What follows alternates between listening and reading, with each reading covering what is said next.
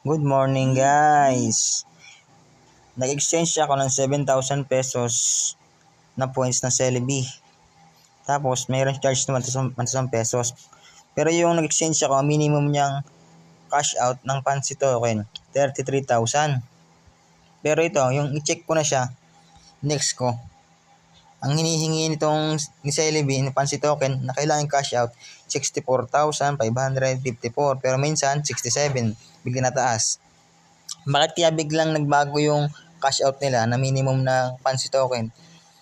Hirap-hirap 200 pesos araw-araw, 200 points araw-araw, tapos ano pa? Kapataasan pa nila. Ano yan, Celebi? Pinapahabol mga tao sa points. Smells fishy. Kung pahirapan ng mga user mo, ayusin yung system nyo. Kaya ayos, Celebi.